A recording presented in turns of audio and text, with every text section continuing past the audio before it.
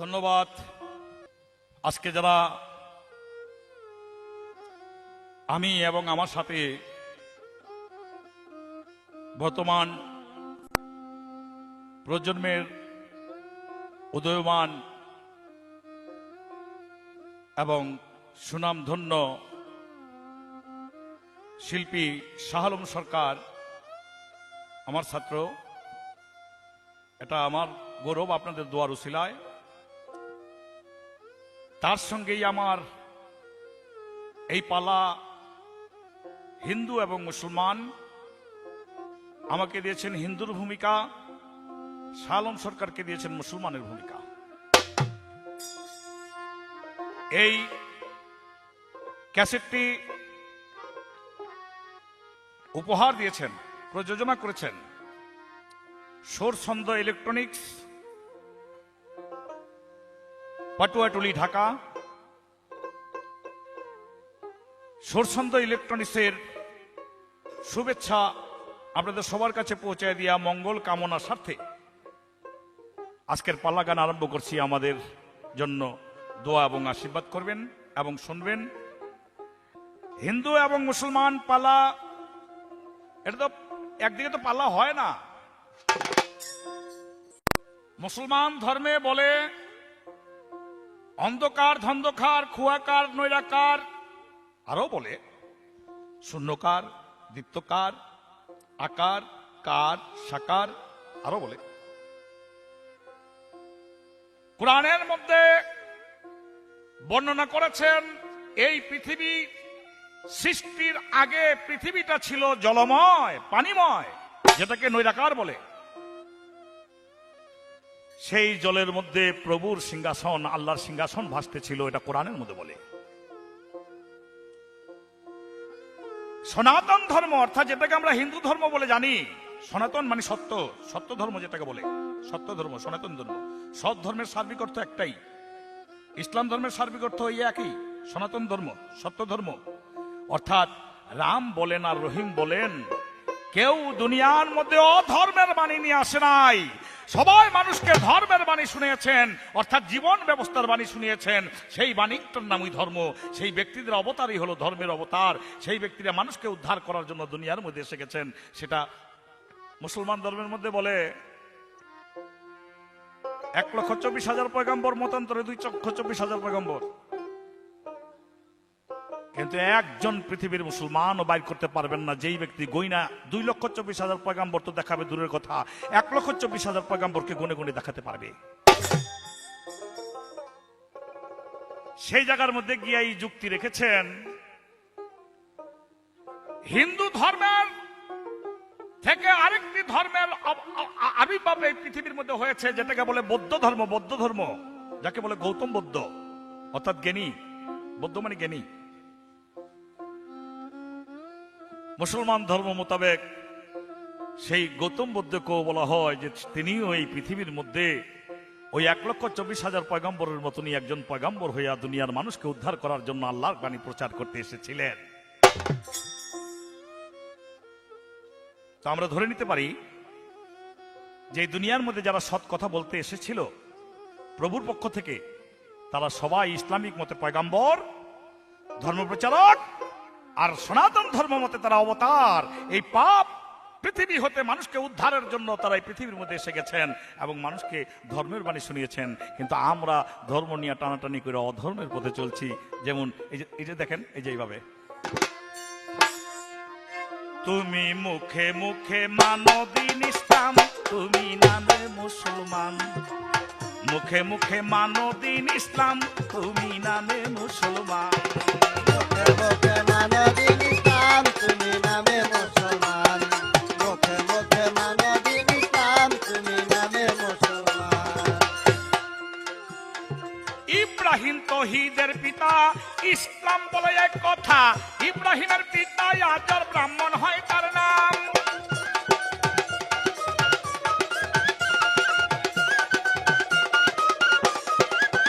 দেখো, ইব্রাহিম তৌহিদের পিতা, ইসলাম বলে এক কথা।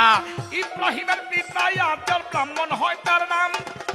গাদার দলিল দেখা পড়ি, নামের আগে ছিল শ্রী। আমার দলিল লেখা পড়ি, পরি নামের আগে ছিল শ্রী, হিন্দুর মতো থাকতো পরি ধুতি ইন্ডিয়ান। তারা হিন্দুর মতো থাকতো পরি ধুতি ইন্ডিয়ান, তুমি নামে মুসলমান। মুখে মুখে মানো দিন ইসলাম, তুমি নামে মুসলমান। মুখে মুখে মানো দিন ইসলাম, তুমি নামে মুসলমান। আরবের যত বিয়া হিন্দুর মতো জোকার দিয়া, জোকারের তালে তালে করে নাচ গান।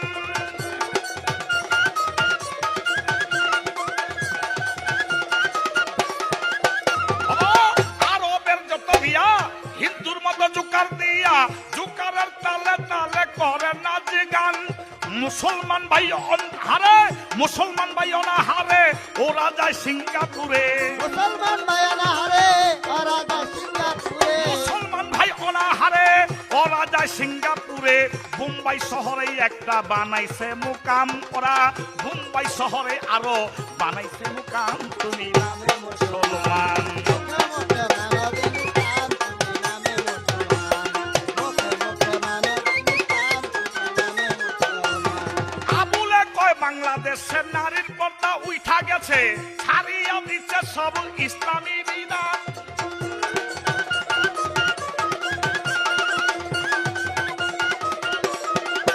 দেখো, আবুলে কয় বাংলাদেশে নারীর পর্দায় উঠা গেছে, ছাড়িয়া দিচ্ছে সব ইসলামের বিধান। চিনা যায় না নারী পুরুষ, মনে হয় না ওরা মানুষ। জানা নারী পুরুষ, মনে হয় না ওরা মানুষ। চিনা যায় না নারী পুরুষ, মনে হয় না ওরা মানুষ। এর চেয়ে অনেক ভালো রামের হনুমান, দেখো তার চেয়ে অনেক ভালো রামের হনুমান, তুমি নামে মুসলমান। মুখে মুখে তুমি নামে মুসলমান। মুখে মুখে মানো দিন ইসলাম, তুমি নামে মুসলমান। ইসলাম মতে আল্লাহ পাকের সিংহাসন পানির মধ্যে ভাসতেছিল। হিন্দু ধর্ম সনাতন মতেও নারায়ণ একটা পদ্মপত্রে ক্ষীরসাগরে সাগরে পানির মধ্যে ভাসতেছিল। মুসলমান মতে আল্লাহ পাক যেমন প্রেমের আকিঞ্চনে প্রেমের ইচ্ছায় সৃষ্টি করলেন পয়দা করলেন, নারায়ণ তত্র প্রেম আকিঞ্চনে তিনিও পয়দা করলেন, সৃষ্টি করলেন তার নাভিমূলের ময়লা হতে। তিনি পয়দা করলেন ব্রহ্মাকে, পয়দা করলেন শক্তিকে। গোড়াগড় একরকমই হয়ে যায়।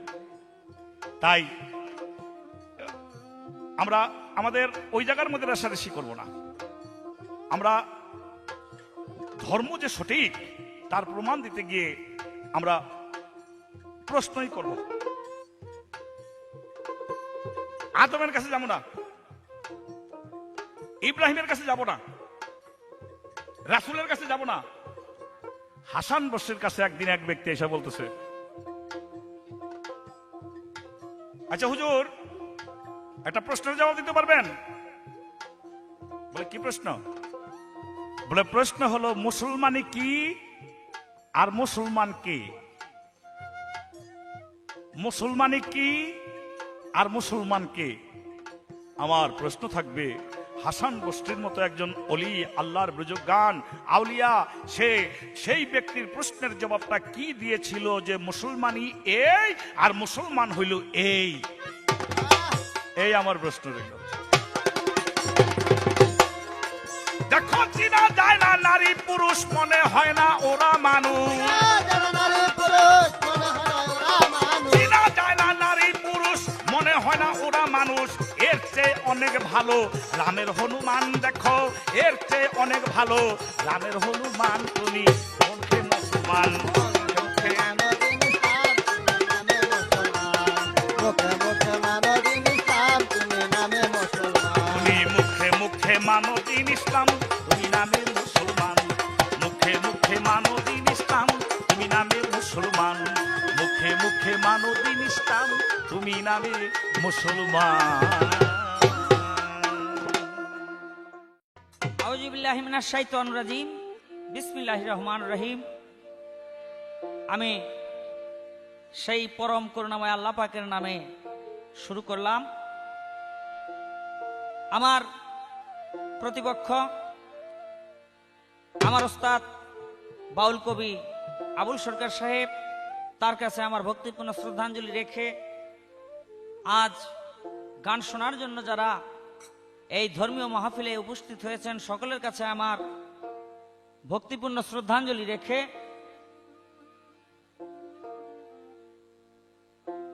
এই গানের ভিসিডি হিন্দু এবং মুসলমান যেই কোম্পানি উপহার দিচ্ছেন সুরছন্দ ইলেকট্রনিক্স, আরেফিন প্লাজা, পাটুয়াটুলি, ঢাকা। তো সেই দিনেশদার কাছে আমার আদাব নমস্কার রেখে মুসলমান ভাইদের কাছে আমার সালাম ভক্তি রেখে আমি শুরু করলাম। তো আমার প্রতিপক্ষ যদিও আমার ওস্তাদ, তারপরও এমন ভাবে সে পাড়াটা উপস্থাপন করছে ঝগড়া না লেগে পারে না। কয় তুমি মুখে মুখে মানো দিন ইসলাম, তুমি নামে মুসলমান। কি বলে দাদার দলিল দেখো পড়ি নামের আগে ছিল সিরি, দাদার দলিল দেখো পড়ি নামের আগে ছিল সিরি। এই হিন্দুর মতো ধুতি পরি চলতো যেমন ইন্ডিয়ান। এক সময় ছিল, এটাই ভারতবর্ষই ছিল, এই ভারতবর্ষের ভিতরে মুসলমানের চাল চলনো ওরকম ধুতি টুটি পরে আই চলতো আর কি থাকতো। এখন শ্রী শব্দের অর্থ, শ্রী হলো বাংলা শব্দ, আর এটার ব্যাখ্যা হলো শ্রী শব্দের অর্থ সুন্দর। যেমন পানি, আর তার বাংলা অর্থ হলো জল। এখন কথা হইল ভাষার তারতম্যে এটা অনেকে মনে করে যে শ্রী শব্দটা এটা হিন্দুরাই ব্যবহার করে, আসলে বাঙালিয়ানার ভিতরে সেই শ্রী শব্দটা আছে, এটা থাকতে পারে। যেহেতু আমরা বাঙালি মুসলমান, আমরা বাঙালি মুসলমান, তো এতে দোষের কিছু না। আমি নাকি মুখে মুখে নামে মুসলমান, আর প্রশ্ন করছে একটা যে কোন ব্যক্তি বলে হাসান বসরির কাছে জিজ্ঞাসা করলো মুসলমানই কি আর মুসলমান কি। অত্যন্ত মূল্যবান প্রশ্ন, অত্যন্ত মূল্যবান চমৎকার প্রশ্ন। হাসান বসরি সেই ব্যক্তির প্রশ্নের উত্তরে সেদিন বলেছিল মুসলমানই হলো গ্রন্থের ভিতরে সীমাবদ্ধ, কোরআন এবং হাদিসের ভিতরে সীমাবদ্ধ মুসলমানই। সেই কোরআন এবং হাদিস অনুযায়ী আমল করে যেই ব্যক্তি পাকা ঈমান নিয়ে কবরের ভিতরে যাইতে পারছে সেই ব্যক্তি হলো মুসলমান। যতক্ষণ পর্যন্ত ঈমান নিয়ে কবরের ভিতরে যাইতে পারলো না, কর্ম করে কবরের ভিতরে যাইতে পারলো না, ততক্ষণ পর্যন্ত সে মুসলমান হইয়া মরতে পারলো না। আর মুসলমান হইয়া না মরতে পারলো, এটা মুসলমানই থাইকা যায়, মুসলমান হইয়া মরতে পারে না। তো যাক, আমারও কিছু ক্ষেপণাস্ত্র রেডি আছে, এটা আর কি গানের মাধ্যমে মারতাছি। তারপর একটা প্রশ্ন আজকে আমার করতে মনে চায়, আপনি জবাব করবেন। যেমন আমরা মুসলমান, মুসলমানেরা এটা ওই মায়ালোক গরু হোক পুরুষ পোলা গরু হোক জব করে খাই, দুধও খাই। কিন্তু হিন্দুদের বেলায় দেখা যায় তারা শুধু গরুর দুধ খায়, গরুর মাংস খায় না। আমার ছোট্ট করে একটু জানবার বিষয়, হিন্দুরা শুধু গরুর দুধ খায়, গরুর মাংস খায় না, এইটার কারণ কি? এই ছোট্ট করে একটা জিজ্ঞাসা রইল, আর গানের ভিতরে কিছু ক্ষেপণাস্ত্র মারলাম। ও ঠাকুর কার সাথে দাও আরি, বলি যদি উচিত কথা পড়বে মাথায় বাড়ি। ঠাকুর কার সাথে দাও আরি, ও ঠাকুর কার সাথে দাও আরি, বলি যদি উচিত কথা পড়বে মাথায় বাড়ি। ঠাকুর কার সাথে দাও আরি, ও ঠাকুর কার সাথে দাও আরি, বলি যদি উচিত কথা পড়বে মাথায় বাড়ি। ঠাকুর কার সাথে দাও আরি। ঠাকুর গো, ও ঠাকুর গো, ঠাকুর 12 মাসে 13 পূজা বলো তুমি আগে। ওরে 12 মাসে 13 পূজা বলো তুমি আগে। পতিতা বাড়ির মাটি ঠাকুর কোন পূজাতে লাগে। ঠাকুর কার সাথে দাও আরি, ও ঠাকুর কার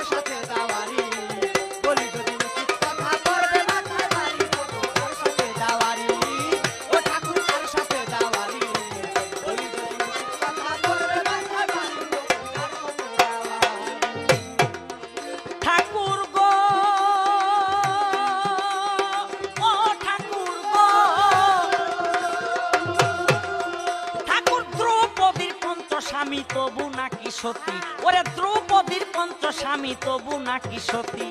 আজও আমি বুঝিলাম না হিন্দু কেমন জাতি, ঠাকুর কার সাথে দাওয়ারি ও ঠাকুর কার সাথে দাওয়ারি, বলি যদি উচিত কথা করবে মাথায় বাড়ি, ঠাকুর কার সাথে দাওয়ারি ও ঠাকুর কার সাথে দাওয়ারি, বলি যদি উচিত কথা করবে মাথায় বাড়ি, ঠাকুর কার সাথে দাওয়ারি। ঠাকুর গো, ও ঠাকুর গো, ওরে 1600 গোপিনী গোসল করতে গেল ঘাটে, আরে 1600 গোপিনী গোসল করতে গেল ঘাটে, কৃষ্ণ কেন কাপড় নিয়ে গাছে গিয়া উঠে, ঠাকুর কার সাথে দাওয়ারি ও ঠাকুর কার সাথে দাওয়ারি, বলি যদি উচিত কথা করবে মাথায় বাড়ি, ঠাকুর কার সাথে দাওয়ারি ও ঠাকুর কার সাথে দাওয়ারি, বলি যদি উচিত কথা করবে মাথায় বাড়ি, ঠাকুর কার সাথে দাওয়ারি। ঠাকুর গো, ও ঠাকুর গো,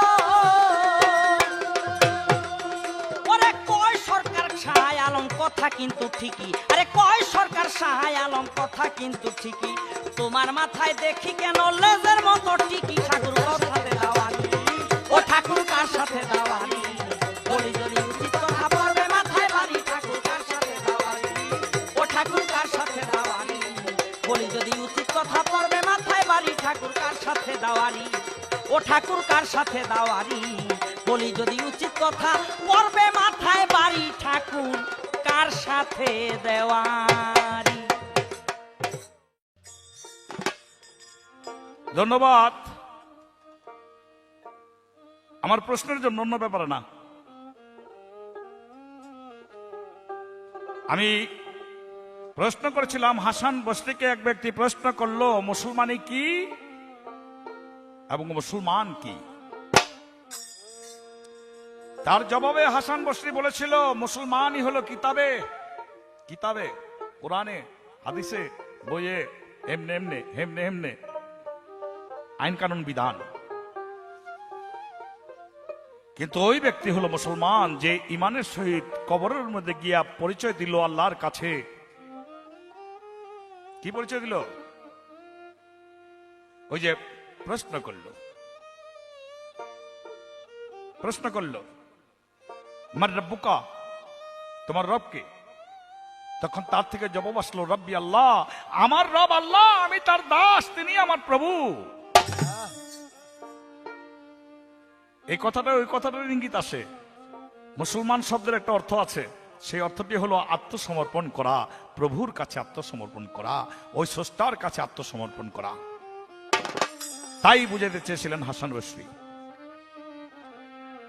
এবার গানের জন্য ধন্যবাদ দেব না। গানের মধ্যে বলেছে ও ঠাকুর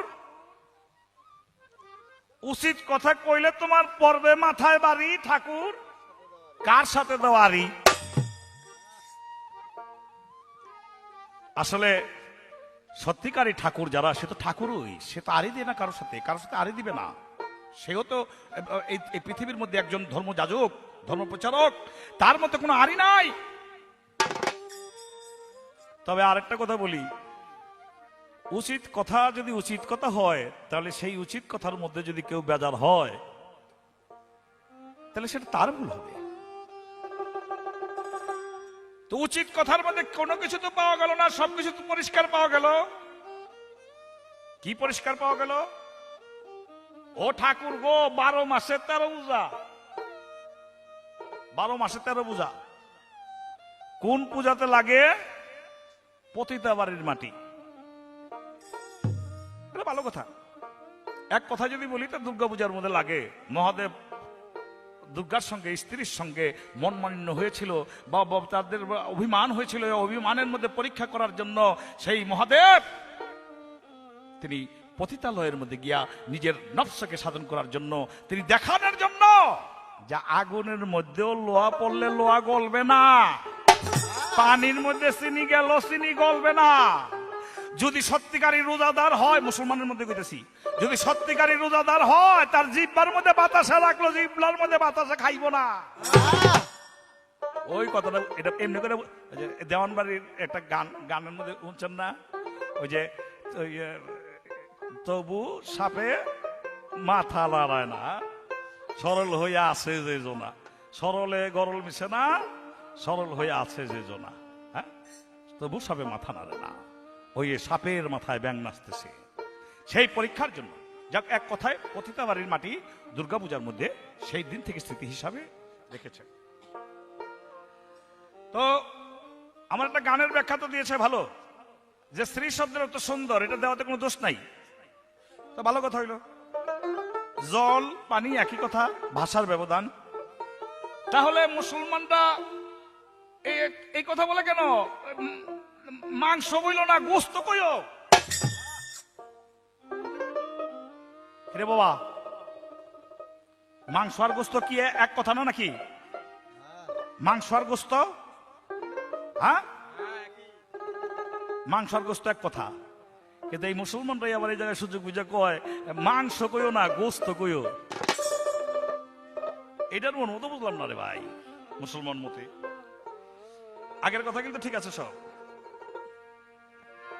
আমার কাছে আরো কথা রেখেছে, গরুর দুধ খায়, গরুর মাংস খায় না কেন?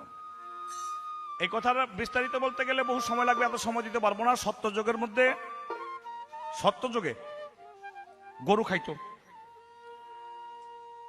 গাভী আর ষাঁড়, এখানে দুটা লিঙ্গ, একটা স্ত্রী একটা স্বামী, গাভী এবং ষাঁড়। কিন্তু জাতটা কিন্তু একটা, গরু। নারী এবং পুরুষ, জাতটা কিন্তু মানুষ। পরি এবং জিন, যেটাই কোন, জাতটা কিন্তু একটা। এটা এটা গরু, গরু। এটাকে গাভী বলে একটাকে, ষাঁড় বলে একটাকে। তো মোট কথা হলো, সত্য যুগে এই গরুর মাংস খাওয়া হইতো যেদিন থেকে সেই সত্য যুগের মধ্যে ব্রাহ্মণদের মুখ থেকে সেই সত্য, অর্থাৎ কি বলবো রে বাবা, এত কিছু বলা যাবে না। সীতা নিয়ে রাম লক্ষণ গেছে জঙ্গলে বনবাসে, এদিক দিয়ে রাম লক্ষণের বাবাই মারা গেছে, ওদিক দিয়ে রাম লক্ষণ গেছে সাধনায়, এদিকে ঘরের মধ্যে থেকে গেছে সীতারে, ওদিকে খবর আইছে। সেই শ্রাদ্ধ করতে গিয়া সাক্ষী রাখলো, এই ব্রাহ্মণরে খাওয়াইলো, এই বট গাছরে খাওয়াইলো, শ্রাদ্ধ করতে গিয়া, শ্বশুরের শ্রাদ্ধ করতে গিয়া সীতায় খাওয়াইলো। রাম লক্ষণ যখন আবার জিজ্ঞাসা করলো, তখন তারা অস্বীকার করলো। অস্বীকার করার পরিপ্রেক্ষিতে সীতা সেদিন অভিশাপ দিল, তোমার মুখের থেকে আর সত্য বাহির হবে না। তাই গরুর গোস্ত খাইয়া, মাংস খাইয়া, আবার গরুর মধ্যে ফু দিলে, হাড়ের মধ্যে ফু দিলে আবার জিন্দা হইয়া, জীবিত হইয়া ওই রকম একটা গরু হইয়া যাইতো। যেদিন থেকে ফু দেওয়ার পরিপ্রেক্ষিতে আর গরুর মাংস খাইয়া, গোস্ত খাইয়া, মাংস খাইয়া আর ফু দিলে আর গরু আর একটা বানাইতে পারে না, সেদিন থেকে খাওয়া বন্ধ করে দিল। কিন্তু দুগ্ধ খাওয়া প্রচলিত রইল, কারণ দুগ্ধ খাইলে গরু কমে না, ষাঁড় কমে না, গাই কমে না, গাভী কমে না, তার গলার মধ্যে ছুরি দেওয়া হয় না। বলতে পারো মায়ের দুগ্ধ খাওয়াতে বাবার একটা কিছু খাইতা না, বাবার সব জিনিস খাওয়ানোর জন্য তৈরি হয় না, মার একটা জিনিস যে খাওয়ানোর জন্য তৈরি হয়, ওইটা বাবার আরো কিছু খাইলো, এই জিনিসটা হইব না। এই জিনিসটার নাম ওই দুধ, এটির নাম ওই দুধ। দুধ হলো মায়ের আরেকটি বিকল্প ব্যবস্থা, যেই ব্যবস্থার মাধ্যমে বলা যেতে পারে মানুষ যদি সারা জীবনও ভাত না পায়, যদি একবার করে একটু একটু দুধ খাইতে পারে, তবু তিনি জিন্দা থাকতে পারবে, জিন্দা থাকতে পারবে দুগ্ধের মাধ্যমে। আমরা সেই মায়ের দুগ্ধ মনে করে সে গাভীর দুগ্ধ খাই।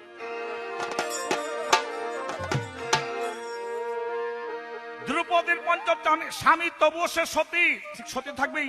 মায়ের আশীর্বাদে অপবিত্রতা পবিত্র হয়ে যায়। আচ্ছা, এই কথা এখন বলবো না, আশীর্বাদ আরো পূর্বে ছিল, অনেক সময়ের প্রয়োজন। বলে, ব্রাহ্মণ তোমার মাথার মধ্যে কেন দেখি লেজের মতোটা টিকি? তো শোনো, ব্রাহ্মণের 5টা লক্ষণ দেখবা, 5টা লক্ষণ দেখলে বুঝবা যে হ্যাঁ ব্রাহ্মণ। 1 নম্বরের লক্ষণের কথা তুমি ধরি টিকি ধরি, এটা হলো ব্রাহ্মণের টিকি।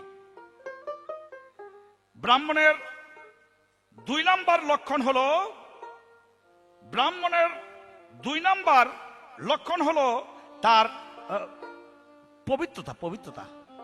3 নম্বরে যজ্ঞসূত্র, যজ্ঞসূত্র এই যেটা ডলে। 4 নম্বরে স্বয়ং স্বয়ং কি স্বয়ং সূত্র। 5 নম্বর শিক্ষা, শিক্ষাটা থাকতে হবে। আমি তোমাকে এখান থেকে একটা প্রশ্ন করব, 5টি জিনিস দেখলে ব্রাহ্মণকে চিনবে যদি দেখেন যে তার মধ্যে শিক্ষিত আছে, শিক্ষা আছে, তার মধ্যে পবিত্রতা আছে, তার মধ্যে টিকি আছে, তার মধ্যে পৈতা আছে, তার মধ্যে কি আছে, সংযুক্ত আছে। 5টির মাধ্যমে সে ব্রাহ্মণ বলে পরিচিত। একজন ইমাম সাহেবের পরিচিত হইতো তার 10টা লক্ষণ আছে। আমার প্রশ্ন, মুসলমান মতে ইমাম সাহেবের কি 10টি লক্ষণে সে পরিচিত লাভ করে যে সে খাঁটি ইমাম? একটা প্রশ্ন করে রাখলাম।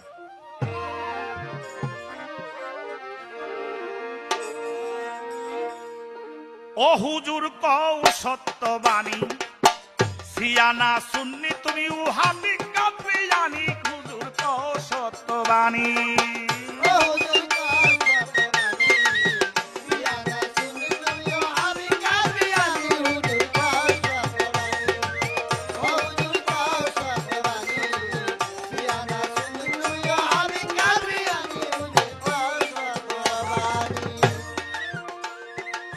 হুজুর গো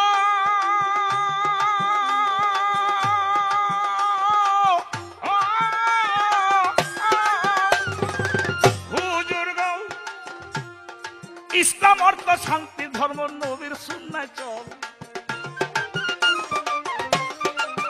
দেখো ইসলাম অর্থ শান্তি ধর্ম নবীর সুন্নাহ চল, আর এই ইসলামের ভিতরে কেন 73টা দল। হুজুর কও সত্যবাণী।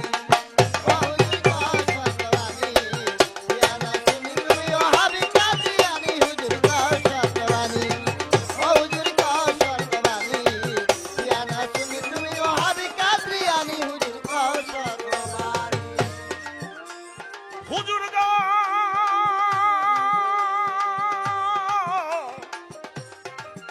ওগা হুজুর গো, হুজুর গো, হুজুর গো, হুজুর গো, গোলাম মির্জা কাদিয়ানী জামাতে আহমদিয়া। দেখো গোলাম মির্জা কাদিয়ানী জামাতে আহমদিয়া সব দলেরা বলে ওরা গেছে কাফের হইয়া। হুজুর কও সত্যবাণী।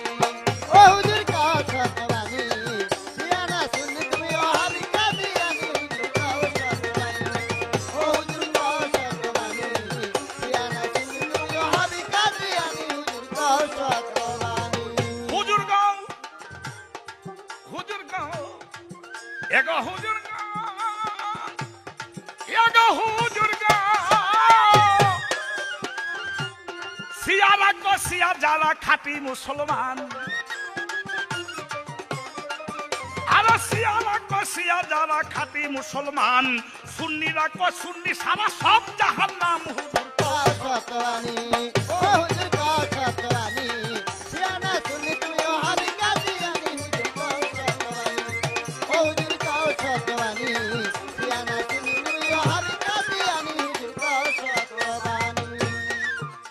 দ্রৌপদীর পঞ্চস্বামী, বুঝলাম না গানের ভিতরে কয় আর কি, বুঝলাম না এখনো হিন্দু কোন জাতি? হিন্দু মানুষ জাতি, মানুষ জাতি, হিন্দু মানুষ জাতি। ধর্মের নাম হিন্দু, এক ব্যক্তির নাম হিন্দু। মুসলমান ধর্মে বলে নুহুর পুত্র হাম, হাম আইছে ভারতে। এই হামের 6 ছেলে, বড় ছেলের নাম রাখছে হিন্দু। ওই হিন্দুর নামের থেকে পৃথিবীর মধ্যে হিন্দু ধর্মের নামের উৎপত্তি। কিন্তু সত্য, ত্রিতা, দাপর, কলি, বেপি যাহা কিছু আছে সমস্ত কিছু মিলে এর মূল নামটি হলো সনাতন ধর্ম। যাত্রা হলো মানুষ, মানে নারায়ণের সত্য ধর্ম, সত্য পথের ধর্ম, যেইটাকে ইসলামিক মতে বলা হয় সিরাতাল মুস্তাকিম। তাই হিন্দু মানুষ জাতি। হুজুর গো, ও হুজুর গো, সরমুনা দেখি পাঁচ দিকেতে ফাড়া, আরে সর মুনাই টুপি দেখি পাঁচ দিকেতে ফাড়া, এই টুপি মাথায় পরে না তরিকায় ফুরফুরা হুজুর গো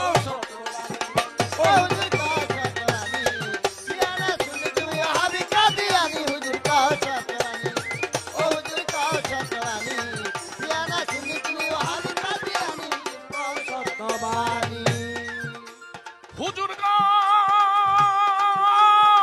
হুজুর গো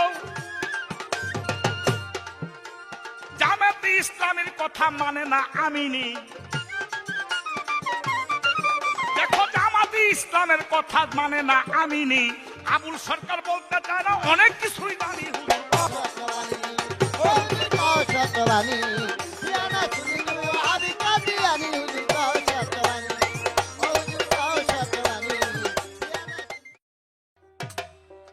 আমার প্রতিপক্ষ শিল্পী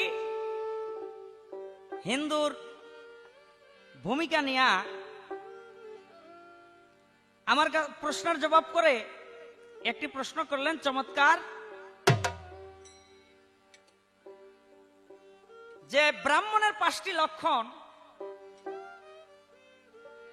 হিন্দুর ভিতরে ইমামেরও ওই রকম, মুসলমানের ভিতরে ইমামেরও ওরকম 10টি লক্ষণ আছে, লক্ষণ 10টা কি? বাবারে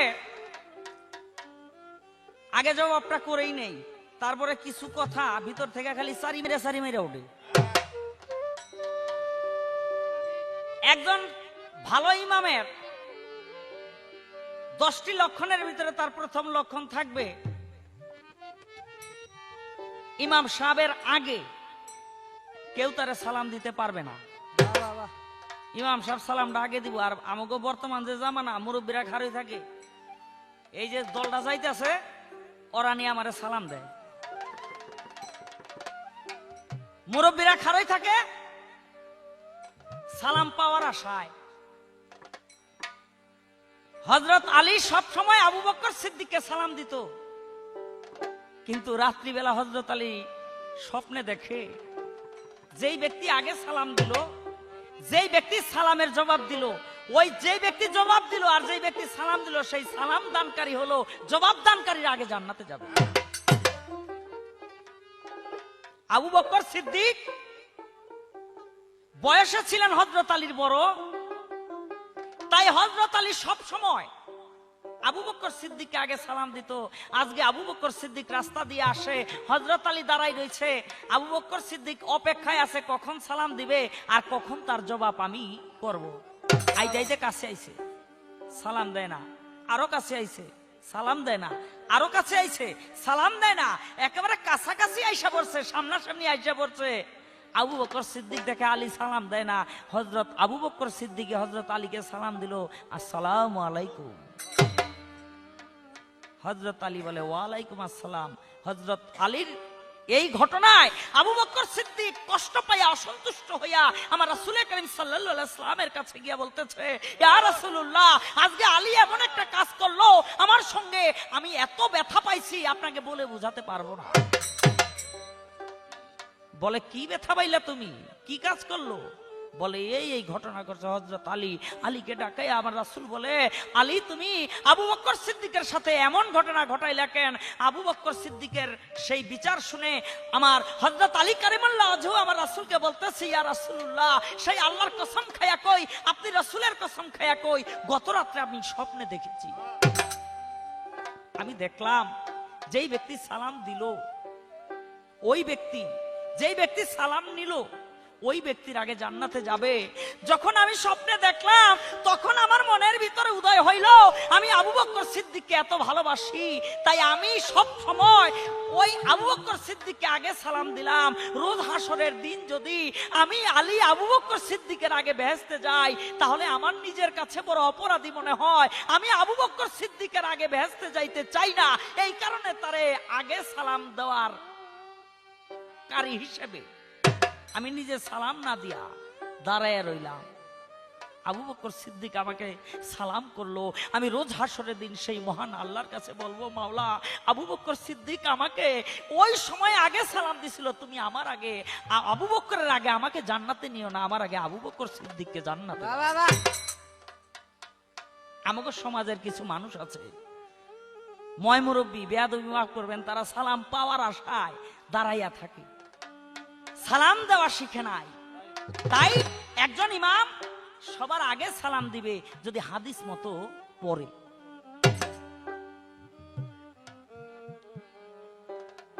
আমাদের সমাজের ভিতরে একটা মানে সবল দুর্বলের উপর অত্যাচার করে, এতিমের সম্পদ যদি একবার কায়দা পায় কেমনে এটারে দখল করব। কিন্তু একজন প্রকৃত ইমামের স্বরূপ হলো, লক্ষণ হলো, সে এতিমের সম্পদ তো আত্মসাৎ করবেই না, বরং সেই এতিমের খেদমত করবে নিজের হাতে। একজন দুর্গত মানুষের পাশে একজন ইমাম ডাকের আগে গিয়ে দাঁড়াবে, ডাক দেওয়া লাগবে না, ডাকের আগে গিয়ে দুর্গত মানুষের পাশে একজন ইমাম দাঁড়াবে, তাহলে তার লক্ষণ প্রকৃত ইমামের পাওয়া যাবে। এই যে দাড়ি খুব লম্বা না, কিন্তু একজন প্রকৃত ইমামের দাড়ি মুখের ভিতরে সেই সুন্নতি ভাবটা থাকতে হবে, ওই সুন্নতি দাড়িটা থাকতে হবে। এই যে মোষ, এই মোষ এমন পরিমাণে একজন ইমাম রাখতে পারে, নাও রাখতে পারে, এমন পরিমাণে রাখতে পারে যাতে গ্লাসের পানি যেন মোষের ভিতরে কোনোদিন না লাগে। এই যে একজন খাঁটি ইমামের লক্ষণ, মাথার ভিতরে টুপি অথবা পাগড়ি, গায়ের ভিতরে জুব্বা, সেই জুব্বাটা রাসূলের সুন্নত অনুযায়ী হইতে হবে। গায়ের যে পায়জামা, এটা টাকনুর উপরে থাকবে, গিরার নিচে থাকবে। এটা হলো প্রকৃত ইমামের লক্ষণ। বেয়াদবি মাফ করবেন, আমাদের সমাজের কিছু কিছু ইমাম সাহেব আছে, এই লক্ষণটা তাদের কাছে পাওয়া যায়, ওই যে পায়জামাটা এরকম টাকনুর উপরে পরে, যার জন্য দেখতে জানি কেমন দেখা যায়, অনেকে আবার টিটকারি দেয়, আসলে না। প্রকৃত ইমামের লক্ষণ হলো তাই, টাকনুর উপরে গিরার নিচে তার পায়জামা অথবা কাপড় সে পরবে। প্রতিবেশীর হক, বহু রকমের হক আছে, যদি বহু রকমের প্রতিবেশীর হক যে ইমাম আদায় করলো না, ওই ইমাম কখনো প্রকৃত ইমাম হইতে পারে না। কোরআনের আদর্শ, হাদিসের আদর্শ যদি ইমামের ভিতরে না থাকে, সেও কখনো প্রকৃত ইমাম হইতে পারে না। সদা সত্য কথা, অনেক লোকসান হয়ে যাইতেছে, অনেক লোকসান, তবু একজন ইমাম সাহেব এই মুখ দিয়া মিথ্যা কথা বলার চেষ্টা তো দূরের কথা, তার ধারেও যায় না যদি প্রকৃত ইমাম হয়। এবং একটা মানুষ যত বড় অপরাধী করুক, সেই ইমামের মহত্ব দিয়ে তারে ক্ষমা করে দিবে, এটাই রাসূলের সুন্নত। এই লক্ষণগুলো যে ইমামের ভিতরে পাওয়া যাবে, সে হলো প্রকৃত ইমাম। এই লক্ষণগুলো যদি একটা মানুষের কাছে না থাকে, একজন ইমামের কাছে না থাকে, সেই ইমাম হইতে কোনোদিন পারে না। আমি তার জবাব করলাম, আমার একটা প্রশ্ন ছিল যে আপনারা দুধ খান গরুর, তো মাংস খান না কেন? কয় সত্য যুগে দুধ খাইতাম, মাংস খাইতাম, জীবিত করতে পারতাম বলে এখন জীবিত করতে পারি না, এই জন্য মাংস খাই না। তারপরও গরু হইলাম ও মায়ের মতো, মায়ের বুকের দুধ খাই। মায়ের বুকের দুধ কি খাওয়া খারাপ নাকি? মায়ের বুকের দুধ খাওয়া যায়, মায়ের মাংস কাইটা খাওয়া যায় না, কি বলছে না? গরু হলেও মায়ের মতো। আচ্ছা, গরু যদি মায়ের মতো হয়, তাহলে গরুর মাংস আপনারা খাইয়েন না, অসুবিধা নাই। তো খোদাই হার যে খান না, হার যে খান না, হার কি আপনাকে ভাব লাগে নাকি? এই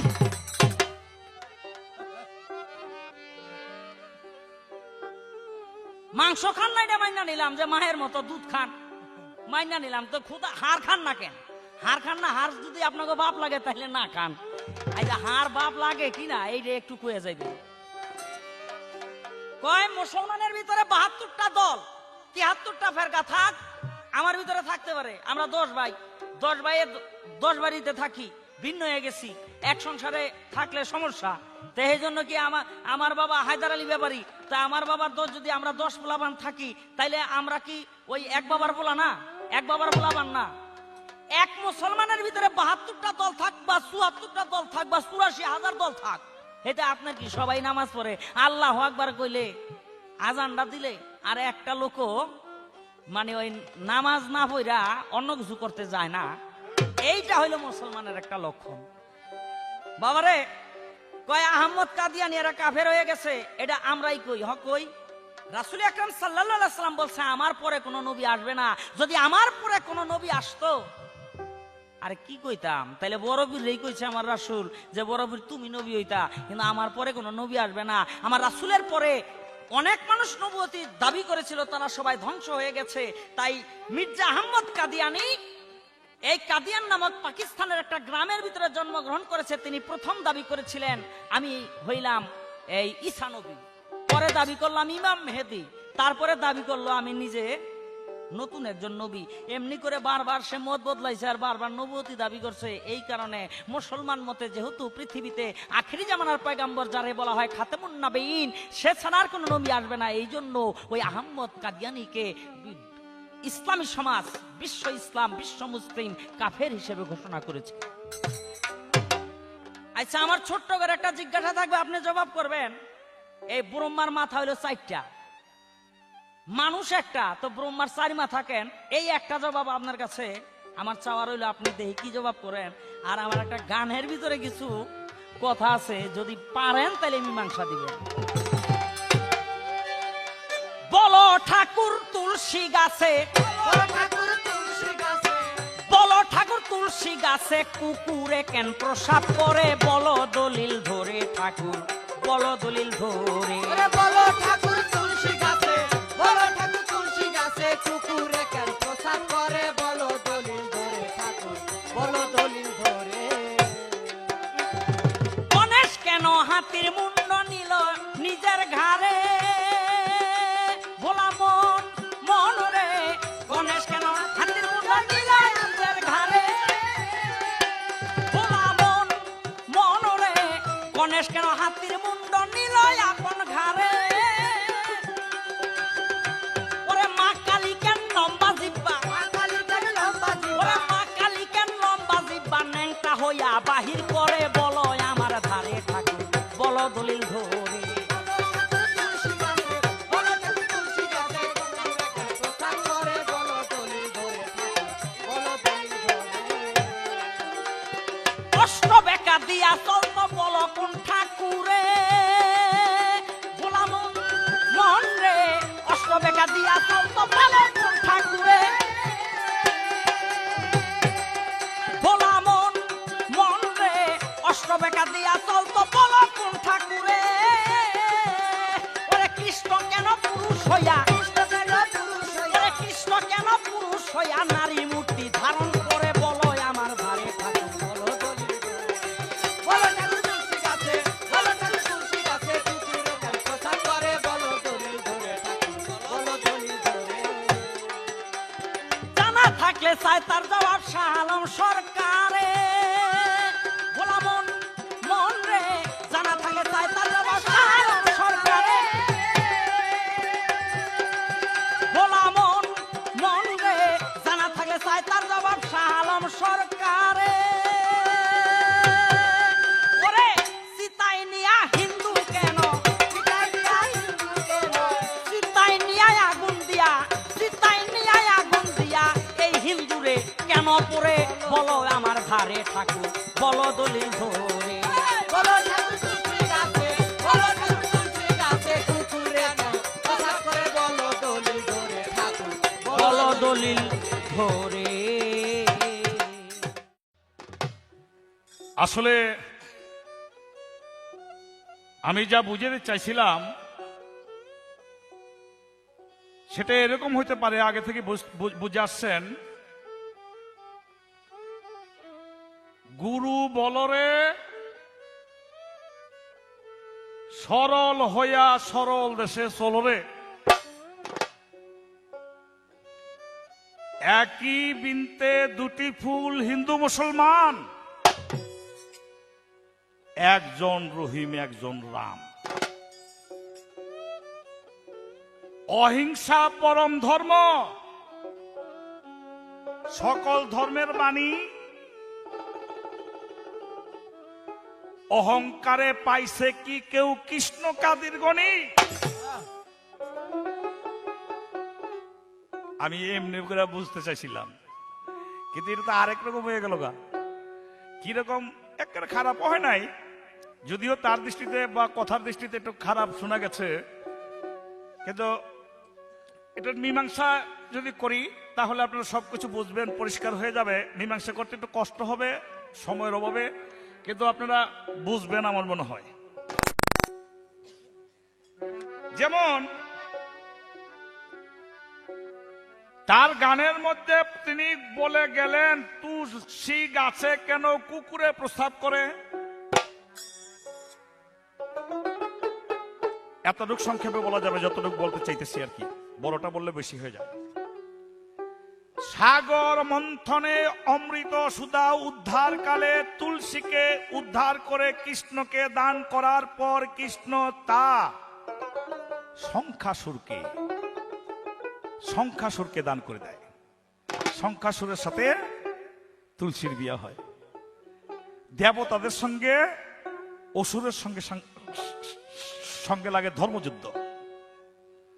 আর শঙ্খাসুর ছিল অসুর, কিন্তু একটি কথা আছে, সতীর প্রতি মরে না, মরে না। তুলসী ছিল সতী, তার প্রতি মরে না। যুদ্ধের মধ্যে যায়, দেবতারা পরাজয় হয়। দেবতারা গিয়া নারায়ণের কাছে বলল, আমাদের উপায় কি? নারায়ণ যদি নিজে আপনি ব্যবস্থা না করেন, কারণ তুলসী যে সতী, ওই সতীর পতিকে মারার জন্য লক্ষ সৈনিকও যদি তার কাছে যাওয়া হয়, তো লক্ষ সৈনিককে সে হত্যা করে ফেলে, দেবতাকে হত্যা করে ফেলে। তখন নারায়ণ বলল, দেবতাদের মন রক্ষা করার জন্য যাও, যুদ্ধের ময়দানে তোমরা জিতবা, জয় হইবা। এবার তুলসীকে অসতী করার দায়িত্ব আমার। তুলসীর স্বামী যুদ্ধে চলে গেছে, শঙ্খাসুর। নারায়ণ নিজে তুলসীর স্বামী শঙ্খাসুরের রূপ ধারণ করে ঘরে এসে তার ইজ্জত হরণ করে তিনি চলে গেলেন ওই দিক দিয়া। যুদ্ধের মধ্যে যখন শঙ্খাসুরকে আক্রমণ করলো, তার গায়ে আঘাত লাগতে লাগলো, প্রাণ যায়, তিনি বুঝতে পারলো আমার সতীর গুণে আমি যুদ্ধের মধ্যে কোনো পরাজয় বরণ করি না, আজকে আমার জীবন যায়। তাই আমার স্ত্রী তুলসী নিশ্চয়ই কোনো অপবিত্র হয়ে গেছে। তখন তুলসীকে অভিশাপ দিল। ধ্যানে জানতে পারলো যে তিনি অপবিত্র হয়েছে, অভিশাপ দিল। স্বামীরে যখন চিনতে পারলি না, স্বামীর গায়ের গন্ধটাও যখন তোর নাকের মধ্যে বুঝাইল না, তো তোরে অভিশাপ দিলাম, তোর অসত্যের জন্য আমার জীবন যাক, কিন্তু দুনিয়ার মধ্যে তোর গায়ের মধ্যে কুকুরে প্রস্রাব করবে। তুলসী যখন শুনলো তার স্বামী মারা গেছে, তুলসী যখন জানলো যে আমার এই অপকর্ম সতী করেছে নারায়ণ নিজে, তখন নারায়ণকে তুলসী রাগ হয়ে অভিশাপ দিল। আমি তোমার অভিশাপ দিলাম, কুষ্ঠরোগের মতো তোমার হাতের কবজা পচে পড়বে, পায়ের পাতা থাকবে না। সেই নারায়ণ আবার তুলসীকে সন্তুষ্ট করার জন্য বলল, আমি তোমার নিচেই থাকবো। তাই হাতের কবজা কাটা, পায়ের পাতা কাটা একটা মূর্তি, নারায়ণ মূর্তি তুলসী গাছের নিচে এখনো রাখে, সেই স্মৃতি হিসাবে, সেই অভিশাপ হিসাবে। একমাত্র দেবতাদের মন সন্তুষ্ট করার জন্য, মানুষের মন সন্তুষ্ট করার জন্য এই কাজটি করেছিল। তুলসীকে অপবিত্র করার পরিপ্রেক্ষিতে তার স্বামী তুলসীর প্রতি রাগ হইয়া এই অভিশাপ দিয়েছিল, আর তুলসী নারায়ণকে অভিশাপ দিয়েছিল। এখন শুধু তুলসী একাই সেই প্রস্রাবের মধ্যে থাকে না, থাকে নারায়ণ নিজেও, তবুও তার মধ্যে অভিশাপ পরেও আশীর্বাদ আছে। এই তুলসী, তুই কাণ্ডের মালা হইয়া, তুই সূত্র মালা হইয়া, তুই কাপাসের সূত্র দিয়া তোকে মালা বানাইয়া ব্রাহ্মণরা গলায় দিবে, সাধুরা তপ করবে, তুই পূজার মধ্যে পূজনীয় হয়ে থাকবি। এতটুক সম্পর্কে সংক্ষেপে এতটুকু বলতে পারলাম। এটা আরো বড় কিছু বললে আরো সময় লাগবে, আরো প্রশ্ন আছে বহুত গেলি, এত গেলি প্রশ্ন কেমনি জবাব দেবো? কি প্রশ্ন আছে? গণেশের কেন হাতের মুন্ড? এবার অনেক কথা, এত কথা বলা যাবে না। যখন গণেশ জন্ম নিল তখন তার মামা শনিকে দর্শন করাবার জন্য ই করা হইলো, ডাকা হইলো। শনি আইসা যখন দৃষ্টি করলো, আগেরই কথা ছিল, নিষেধ করেছিল বারবার, তবুও হইল না। তার মামু অর্থাৎ গণেশের মামু দুর্গার ভাই যখন গণেশের দিকে দৃষ্টি করলো তখন তার মুন্ডু খুলে গেল। শুধু ওই সময় একটা কথা হইল যে এই মুহূর্তে যদি তার মধ্যে মুন্ডু লাগাই দেওয়া যাইতে পারে তাহলে আবার সে জিন্দা হয়ে উঠবে। তখন দৌড়াইতে লাগলো, কোথাও কোনো মুন্ডুর সন্ধান না পাইয়া দেখে গাছের নিচে হাতটি শুয়ে রয়েছে, তার মুন্ডু কাইটে লাগানোর সঙ্গে সঙ্গে সেই গণেশ হয়ে গেল, হাতি মুন্ডুটা হয়ে গেল, দেবতা হয়ে গেল, সে পূজরণী হয়ে গেল, আশীর্বাদ প্রাপ্ত হয়ে গেল। এখানে সংক্ষেপে এইটুকু বলতে পারলাম। বলে মা কালীর কেন লম্বা জিব্বা, ন্যাংটা ঘুরে? ওই কথার সঙ্গে ওই অসুরের সঙ্গে মিল আছে। এই দুনিয়ায় যখন পাপাচারে ভরে গেল, দেবতারা অস্থির হয়ে গেল। এই দুনিয়াকে পাপ হতে উদ্ধার করার জন্য, অসুরকুল থেকে উদ্ধার করার জন্য কালী স্বয়ং নিজে অসুরী রূপ ধারণ করে তিনি জগৎকে ধ্বংস করে, পাপকে ধ্বংস করে আবার এর মধ্যে সত্য আবাদ করার লক্ষ্যে উন্মাতিনীর মতো তিনি এসে সেই অসুরদেরকে হত্যা করতে লাগলো। কি বলে ভূতপ্রেত থেকে আরম্ভ করে যা কিছু আছে সমস্ত কিছুকে হত্যা করতে লাগলো। পৃথিবী ধ্বংস হয়ে যায়, তার সেই দিকে খেয়াল নাই। সেই মহাদেব লক্ষ্য করে এই কালীকে যদি এখন না থামাই তাহলে পৃথিবী ধ্বংস হয়ে যাবে। তাই মহাদেব নিজে রাস্তার মধ্যে গিয়া পড়ে গেলেন, কালী তার উপরে পা রাখলেন অজান্তে। লক্ষ্য করে দেখে আমার স্বামী, তখন এই জিব্বার মধ্যে জিব্বাটা বাহির করে কামড় দিয়ে এই নিধন বন্ধ করলেন, হত্যা বন্ধ করলেন, হত্যাযজ্ঞ বন্ধ করলেন। তো এই আরো কত তো আছে, প্রশ্ন আছে, কি প্রশ্ন আছে? এই মা যদি হয় গাভী, তো গাভীর দুগ্ধ খাইল না, মায়ের দুগ্ধ খাইল না, মাংস খাইল না, গোস্ত খাইল না, বুঝলাম। তো হাড়টা কি বাবা? এখানে হাড় আর গায়ের কথা তো বলা হয়েছে না। আমি তো বলছি যে দুটোটা মিলে আছে যাত্রা একটি গাভী, ওই গাভীকে জিন্দা করা হইতো, এটা সার হোক আর গাভী হোক, অর্থাৎ গরু যেটাকে বলে। যেমন শিল্পী, এটা মমতাজ শিল্পী, আবুল সরকার শিল্পী, কিন্তু লিঙ্গান্তর যখন করবেন তখন হবে গায়ক গায়িকা। যেমন মানুষ, এখানে লিঙ্গান্তর করলে দুইটা জাত পাবেন, নারী এবং পুরুষ। কথাটা তো ওই রকম ছিল। ওই অমিয়া, তোমার আমি একটা প্রশ্ন করে লই। নবীর বিবিদের বলে উম্মুল মুমিনিন, অর্থাৎ উম্মুল মানে মা, নবীর বিবিরা হইল মা। নবীর বিবি যদি মা হয় তো নবী কি হয়? বাবা। নবীর বিবি যদি মা হয় তাহলে নবী কি হয়? বাবা হয়। আমার প্রশ্ন, মা ফাতেমারে ফাতেমা কই, মা কই? আলী রে বাবা কই না? তার স্ত্রীদের, নবীর স্ত্রীদের মা কই? নবী রে বাবা কই না? আলী রে বাবা কই না? কে মা থাকলে বাবা কই না কেন? এটার কারণটা কি? এই প্রশ্নটা রইল তোমার কাছে। আমার কাছে কি বলবো রে বাবা, এক মার পেটের 4-5টা পোলাপান থাকে না, এক মারের পোলাপান। তো ইসলামের ভিতরে 73টা দলে একই, তো সবাই তো নামাজ পড়ে, কিন্তু একজনে কয় আরেকজনের নামাজ হয় না, আরেকজনে কয় আরেকজনের নামাজ হয় না। ওই যে কইলাম না, সর্বনয় টুপি 5 দিকেতে ভাড়া, এই টুপি মাথায় পড়ে না, তরিকায় ফুরফুরা। জামাতি ইসলামের কথা মানে না আমিনি, আবুল সরকার বলতে পারে আরো কিছু জানি। ওই যে কইলাম না, তো গোড়া ঘরে যাই। আমার মোহাম্মদ মুস্তাফা সাল্লাল্লাহু আলাইহি ওয়াসাল্লাম বলেছে অন্যান্য ধর্মের মধ্যে 72টা পর্যন্ত দল হয়েছে, আমার ধর্মের মধ্যে 73টা দল হয়ে যাবে, একটারও বাইরে যাবে। সাহাবীরা বলেছিল তাহলে রাসূল সঠিক কোনটা? মোহাম্মদ মুস্তাফা সাল্লাল্লাহু আলাইহি ওয়াসাল্লাম বলেছে সঠিক হলো আমার আর সাহাবীদের পথে যে আছে। সেটার ব্যাখ্যা দিতে গিয়ে এরকম বোঝানো হয়েছে তিরমিজি হাদিসের মধ্যে যে সেই দলটির নাম হলো আহলে সুন্নাত ওয়াল জামাত, রাসূলের সুন্নতে যে আছে।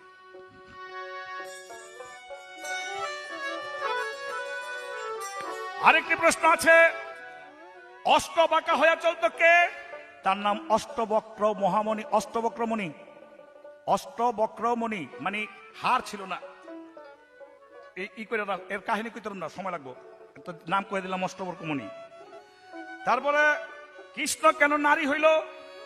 কৃষ্ণ নারী হইল জটিলা কুটিলা না বুঝা কইতাছে, আরে রাধায় তো খারাপ হয়ে গেছে রে। ওই দেখ কৃষ্ণর লগে কি করে, বাইরে ডাকদা কয়, আইন গোষ্ঠে কয়, জটিলা কুটিলা, ওই শাশুড়ি আর নদী। কৃষ্ণ তখন রাধাকে ওদের আম সমাজের চোখ থেকে রক্ষা করার জন্য, আধ্যাত্মিক তো বোঝে না, রক্ষা করার জন্য আম সমাজের চোখ থেকে তার কলঙ্ক মোচনের জন্য কৃষ্ণ স্বয়ং সেদিন কালী রূপ ধারণ করলো। আর রাধাকে বলল তুমি কালী পূজা করো। তারা আইসা দেখলো কই এখানে কৃষ্ণ নাই তো, কিরে জটিলা কুটিলা গেলি কি করলি, আইন গোস করতেছ কি? আর ওই তো আমার মার পূজা করতেছে, রাধা ঠিক কালী হয়ে রয়েছে, কৃষ্ণ কালী হয়ে রয়েছে। ওই যে আইন ঘোষের যে বোন আর মা এ বোঝে না, কয়টা কি করে রাত্রেবেলা গিয়া। আসলে এই প্রেম নীলা যে তাদের আধির প্রেম নীলা, থাক।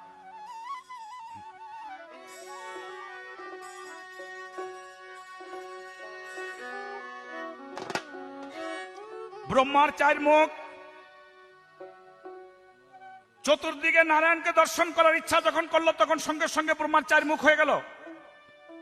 প্রথম মুখ দিয়া সে ঋক ঋক নামে একটি বেদ উচ্চারণ করে, পিছনের মুখ দিয়া সে শ্যাম বেদ উচ্চারণ করে, ডাইনের মুখ দিয়া সে যজু বেদ উচ্চারণ করে, পিছনের বামের মুখ দিয়া সে অথর্ব বেদ উচ্চারণ করে। চার মুখে চারটি বেদ উচ্চারণ করে, যেই বেদ হিন্দুদের সনাতন ধর্মের মূল গ্রন্থ, যা নারায়ণ থেকে এসেছে। চিতার মধ্যে হিন্দুদের নিয়ে কেন পুরায়?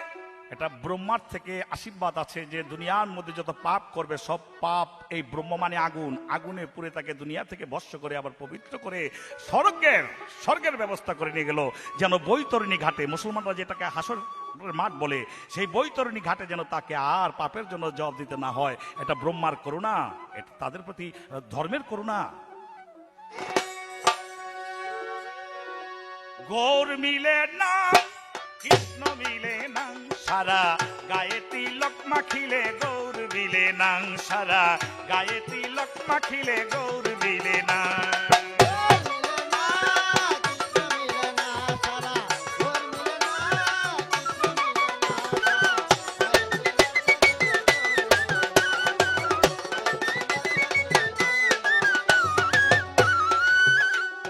সত্য যোগে প্রহ্লাদ ভক্ত হিরণ্যকশিপের পুত্র, সত্য যোগে প্রহ্লাদ ভক্ত হিরণ্যকশিপের পুত্র, সে যে ভক্তি গুণে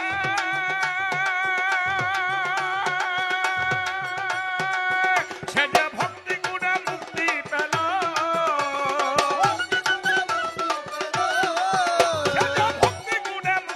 পেল, সে যে বিষপানেও মরল না। দেখো বিষপানেও মরল না, গায়ে তিলক মাখিলে গৌর মিলে না, সারা গায়ে তিলক মাখিলে গৌর মিলে না।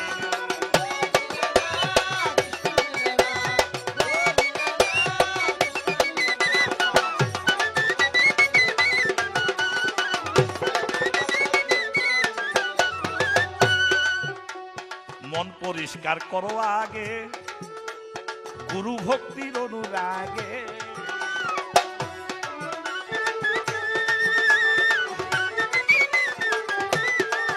দেখো মন পরিষ্কার করো আগে গুরু ভক্তির অনুরাগে, তোমার মন পরিষ্কার,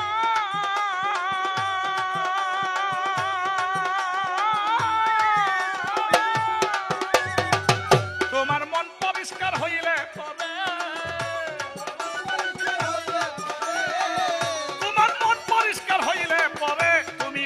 তবে, ঠিকানারে পাবে কৃষ্ণের ঠিকানারে পাবে গৌরের ঠিকানা। গায়ে তিলক মাখিলে গৌর মিলে না, সারা গায়ে তিলক মাখিলে গৌর মিলে না।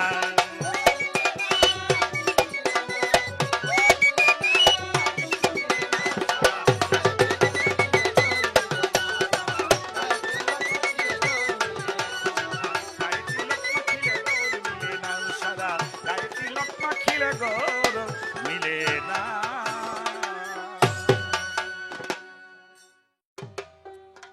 ধন্যবাদ। আমার যেভাবে প্রশ্ন ছিল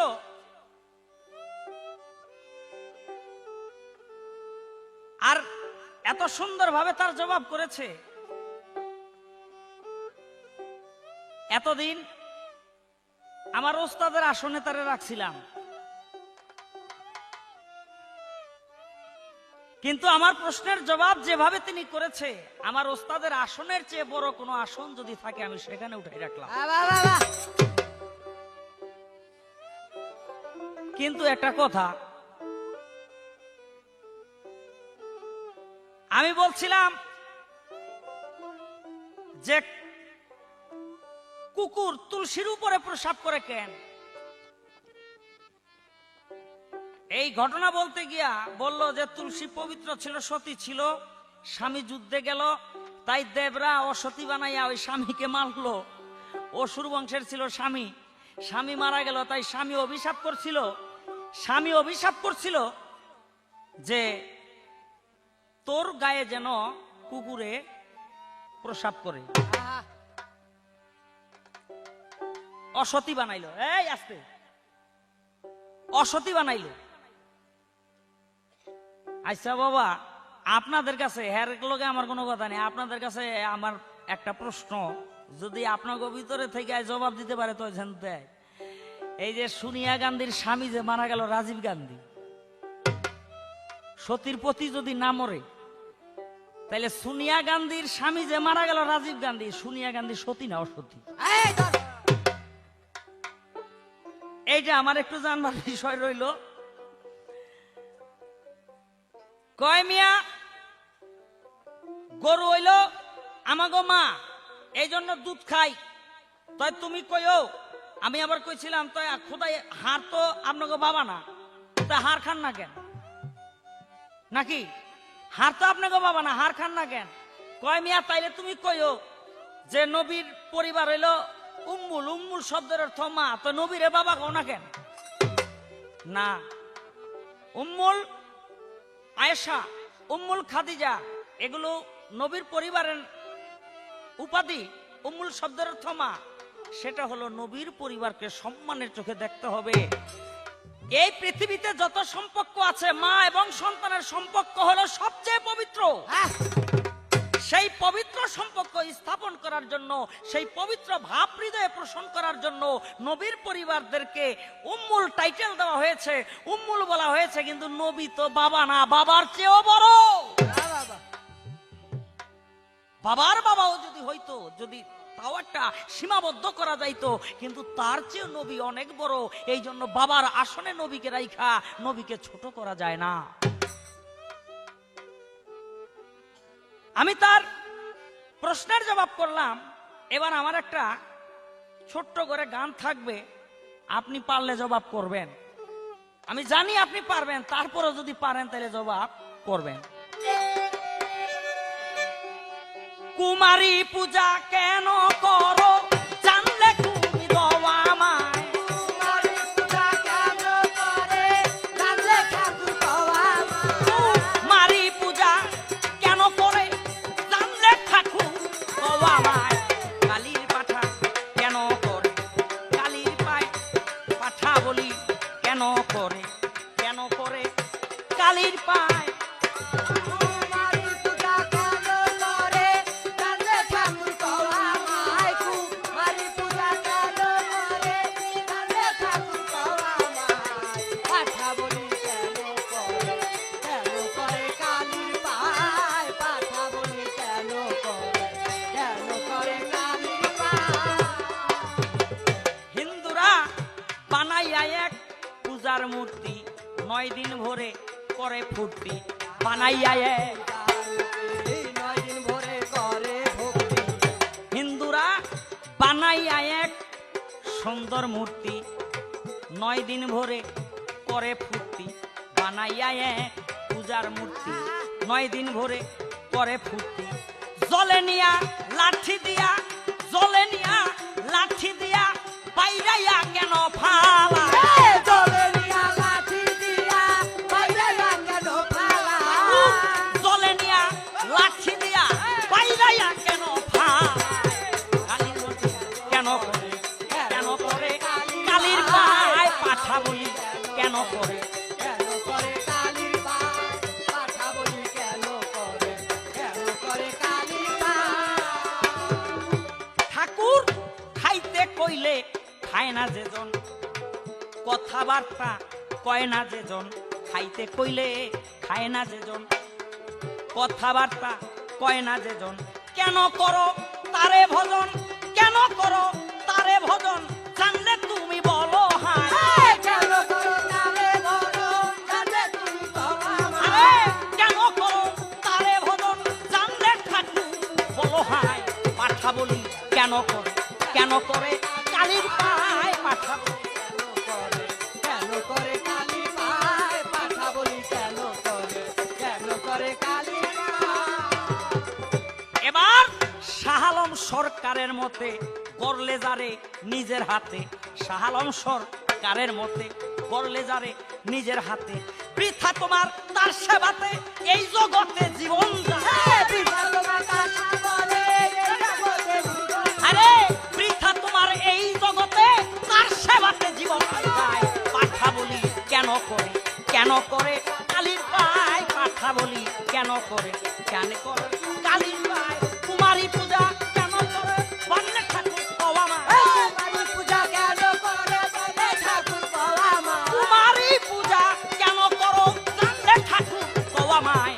পাঠা বলি কেন করে, কেন করে কালীর পায় কথা বলি, কেন করে, কেন করো কালীর পায়।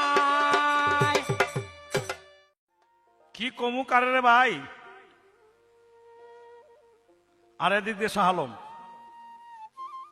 সব দিক দিয়ে তো মরছি। আর বেশি দিন ব্যাপারে তো সময় এ বুঝে নই।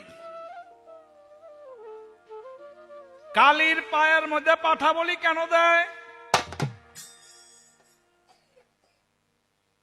ওই যে ওগুলি ওই যে যাইতে ছিল, ওই যে পাঠার রূপ ধরা ওই যে রয়েছিল ইয়ে গিয়া হেয়া হে সব খবর। ওই কি খবর রে বাবা? মুসলমান মতো কয় পোলার যদি 12 বছর বয়স হয়ে যায় মায়ের বিস্তারের মধ্যে কিন্তু ভয় না। আর সত্যি কথা, মনের কথাটা যদি কই, পোলার যদি 80 বছর হয়ে যায়, মায়ের যদি জিন্দা থাকে, তো মায়ের কুলের মধ্যে আবার একটু শিশু হও।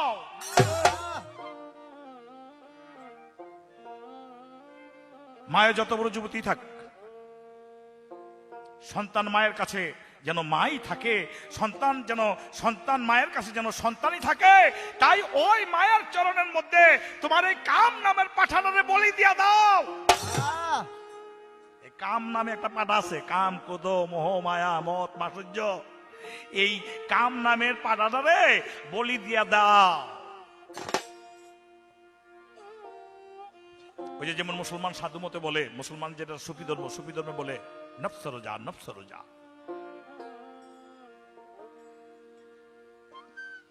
কুমারী পূজা, এই দুর্গা পূজার প্রথম নাম হলো কুমারী পূজা। সত্যযুগে কুমারী পূজা ছিল, এটাকে বাসন্তী পূজা বলে। কুমারী পূজাটাকে বলে বাসন্তী পূজা।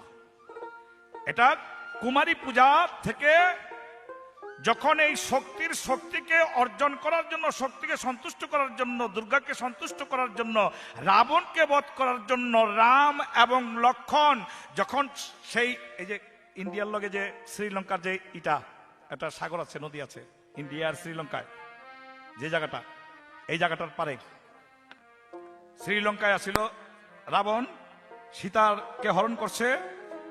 রাবণ হইল অসুর, অরাজকতা সৃষ্টি করছে। তাই এই অরাজকতা, আবার রাবণ ছিল শক্তির অধীনে, শক্তি ছিল রাবণের অধীনে। অর্থাৎ দুর্গা পূজা করে দুর্গাকে এমনি করে সন্তুষ্ট করেছে, বাসন্তীকে এমনি করে সন্তুষ্ট করেছে যে এখন রাবণকে যদি কেউ বধ করতে চায়, তাহলে সেই শক্তি বা দুর্গাকে ওই রামের থেকে ফিরিয়ে আনতে হবে। তাই 108টি নীল পদ্ম দিয়া সেই অকাল বলতে গেলে যেটাকে আমরা এখন শরৎকাল বলি, এই শরৎকালের মধ্যে রাম তখন বাধ্যতামূলক দুর্গা পূজার আয়োজন করলেন। সেদিন থেকে বাসন্তী পূজার নাম হয়ে গেল শারদিয়া। নিজের একটি চক্ষু খুলে মায়ের চরণের মধ্যে পূজার জন্য উৎসর্গ করাকালীন তিনি প্রমাণ পাইলেন।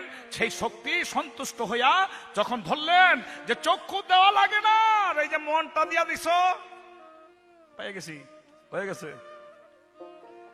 তো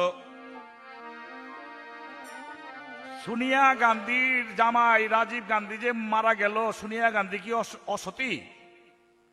সতীর প্রতি মরে না যেই দেশের কথাটা, সেই দেশের কথাটা সোনিয়া গান্ধীর কথা না।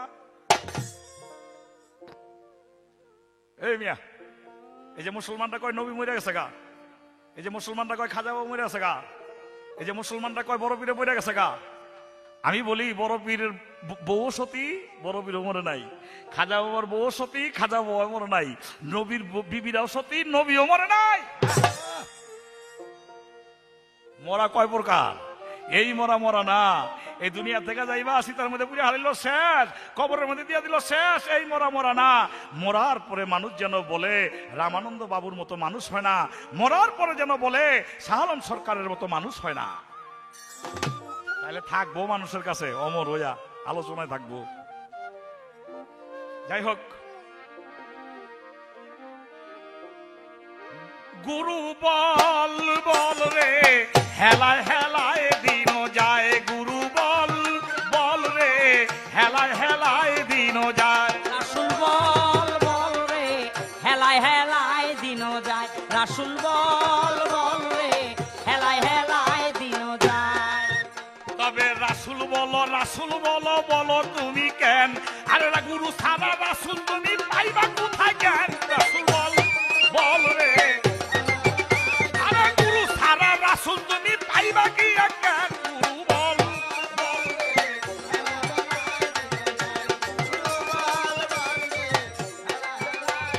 মানুষের উপরে ধর্ম দুনিয়াতে নাই, মানুষের উপরে ধর্ম দুনিয়াতে নাই। সরল হইয়া সরল মানুষ ভাষা পাবেন নাই। সরল বল বল রে, আরে সরল হইয়া সরল মানুষ খেলতে পাবেন নাই। গুরু বল বল রে।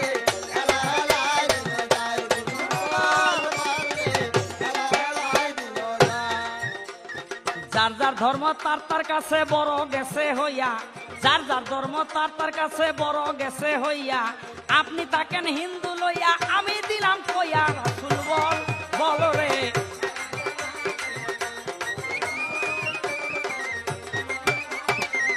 দেখো মানুষের উপরে ধর্ম দুনিয়াতে নাই, মানুষের উপরে ধর্ম দুনিয়াতে নাই। যেখানে যাও তুমি মানুষের বলাই। গুরু বল বল রে।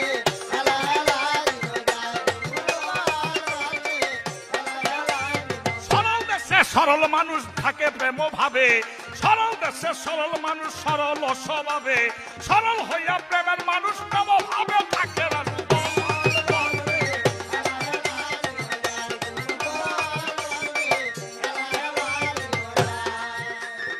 ওস্তাদ আমার আবুল সরকার রাসূল গেছে কইয়া, এই কথা শুনিয়াই আমি গেলাম খুশি হইয়া।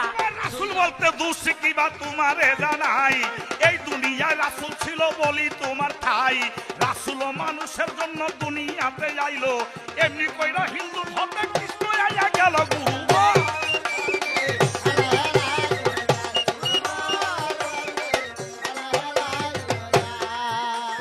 ভুল ত্রুটি ক্ষমা চাইয়া আপনাকে জানাই, ভুল ত্রুটি ক্ষমা চাইয়া বলি আপনার ঠাই। আমায় দোয়া করেন এইবার বাড়ি ফিরে যাই। রাসূল বল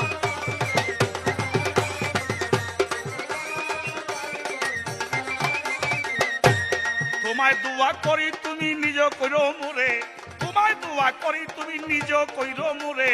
মানুষ হইয়া মানুষ জাতি থাকি আয়ে সংসারে, মানুষের উপরে এই দুনিয়াতে নাই। এইবার তুমি আমি এইবার মিলামি সাজাই। গুরু বল বল রে।